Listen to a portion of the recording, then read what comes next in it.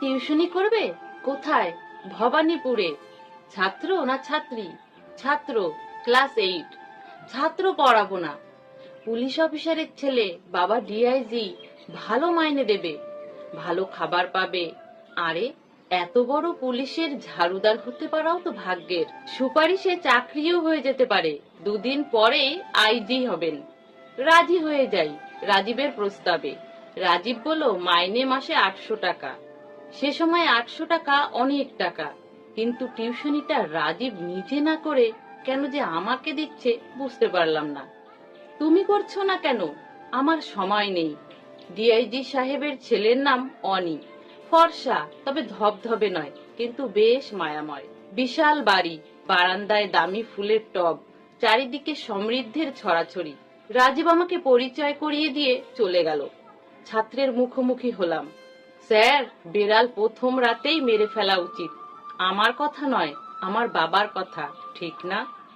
ঠিক, কিন্তু বেড়াল কোথায়? আছে স্যার, আছে, অনেক বড় বেড়াল। আমি বেড়াল মারবো কেন? একটা কথা বলবো? বলো। আগের কথা আগে বলে দেওয়াই ভালো। রাখলে আমারও লাভ, আপনারও লাভ, নইলে দুজনেরই ক্ষতি। আমি চাই না আপনার ক্ষতি হোক। কি কথা বলে ফেলো। আপনার মাইনের 40% আমাকে দেবেন। আপনার মাইনে 800 টাকা, 40% হয় 320 টাকা। তবে আমাকে 300 দিলেই হবে। 20 টাকা আপনার বকশিস। কি বলেন স্যার? প্রথমে মাথাটা ঝিমঝিম করে ওঠে, ইচ্ছে করছিল ঘুরিয়ে একটা চড় দিই। হাত এগিয়ে নিয়ে গিয়েও থামিয়ে ফেলি। মুহূর্তের মধ্যে স্বাভাবিক করে ফেলি নিজেকে। তারপর সহজ গলায় আদর মেখে বললাম, কম নেবে কেন বাবা? এমনি। না, আমি পুরো 320 টাকাই দেব।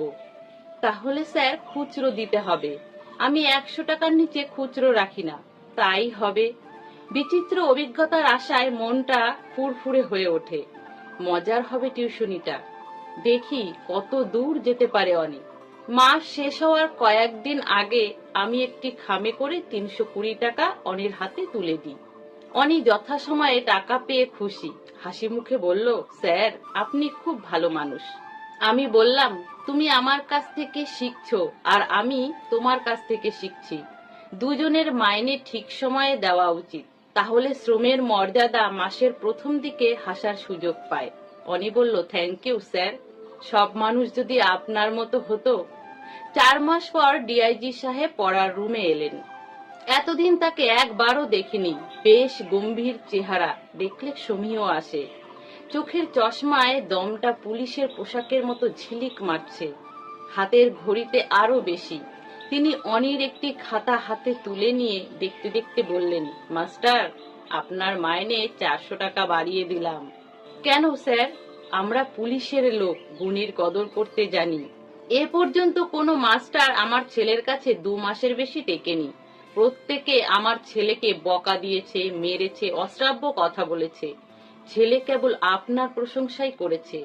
আপনি নাকি ভালো পড়ান। তিনি একটা কলম ও একটা ডায়েরি আমার হাতে দিয়ে বললেন, এগুলো আপনার। Thank you sir.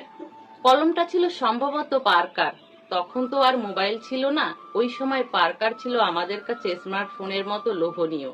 সাহেব চলে যেতে অনি বলল, স্যার তুমি কি কলম আর ডায়েরি হতেও ভাগ চাইছো? অনি হেসে বলল, না স্যার, ওসবে আমার আগ্রহ নেই। টাকা হলে সব পাওয়া যায়। তবে আমার পাওনা এখন 480 টাকা। আমি 80 টাকা নেব না, 100 টাকা নেব। তার মানে 500 টাকা। ঠিক আছে, তুমি আমার টিচার। তোমাকে 20 টাকা বেশি না দিতে পারলে আমার জ্ঞান অর্জন হবে কিভাবে? অনির হাসিটা আরো বিস্তৃত হলো। কমিশন নিলেও পড়াপাড়ি বেশ ভালোই হচ্ছে। আরো 3 মাস কেটে যায়। এর মধ্যে আমার মাইনে আরো 200 টাকা বেড়ে গেছে। অনিকে এখন টাকা দিতে আর কষ্ট হচ্ছে না। সেদিন বাইরে খুব বৃষ্টি হচ্ছিল। অনিকে অন্য দিনের চেয়ে বেশ আনমনা মনে হচ্ছে। বললাম, কি হয়েছে? স্যার, আমাকে একটা কাজ করে দিতে হবে। একটা চিঠি লিখে দিতে হবে। চিঠি তো লিখেই দিই, স্কুলের চিঠি নয়। কোন চিঠি? আমার প্রেমিকা, সরি স্যার, বান্ধবীকে দেওয়ার জন্য। কি লিখবো? আপনার মতো করে আপনি লিখে দেবেন। আমি তাকে ভালোবাসি। তাকে না দেখলে বুকটা কেমন মোচড় খায়, কিছু ভালো লাগে না। সে খুব সুন্দর। চিঠি লিখে দিলাম গভীর ভাষায়, প্রেমের মমতায়। রাস্তায় এসে ইচ্ছা মতো হাসলাম। অনির আর রেহাই পাচ্ছে না। খবর পাঠিয়েছি শুক্রবার তাদের বাড়িতে যেতে হবে, অনির জন্মদিন। কি নিয়ে যাই অনেক চিন্তা ভাবনা করে অনির বান্ধবীকে দেওয়ার জন্য একটা চিঠি লিখি।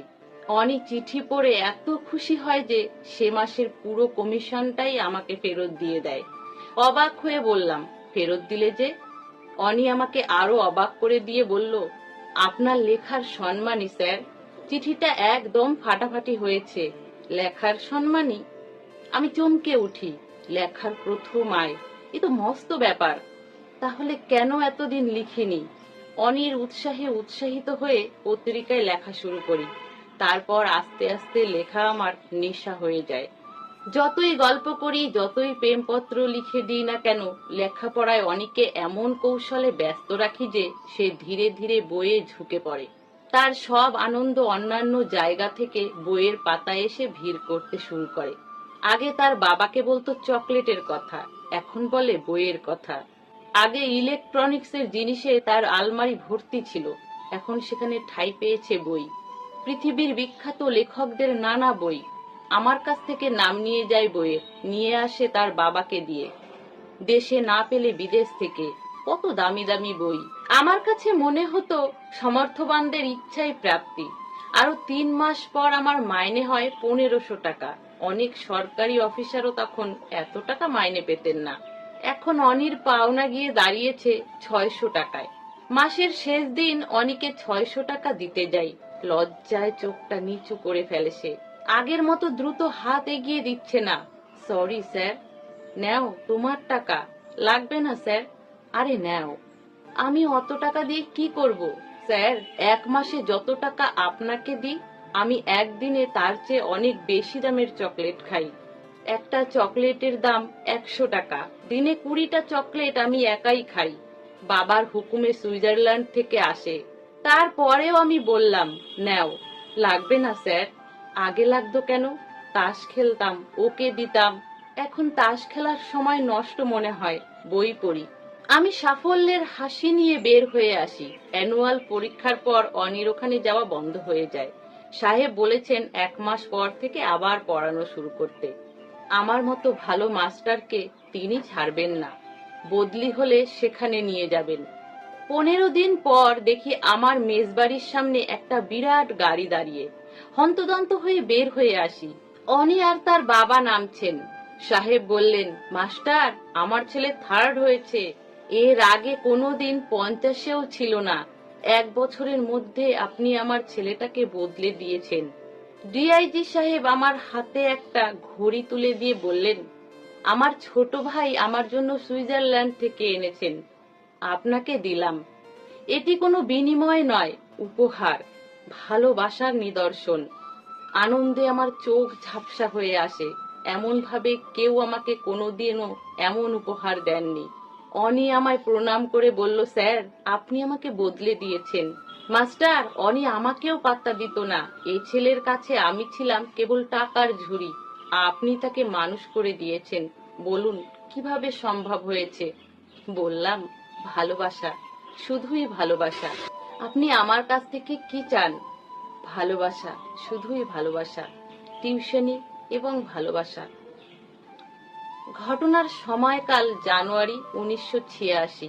বিশিষ্ট লেখক ডক্টর আমিন। ভালোবাসা, শুধুই ভালোবাসা গ্রন্থে তার জীবনের সত্য ঘটনা অবলম্বনে। তাহলে বন্ধুরা, গল্পটা আপনাদের কেমন লাগলো? যদি ভালো লাগে প্লিজ লাইক করে দেবেন, সাথে কমেন্টে আপনাদের মতামত জানাবেন। সকলে ভালো থাকবেন, সুস্থ থাকবেন।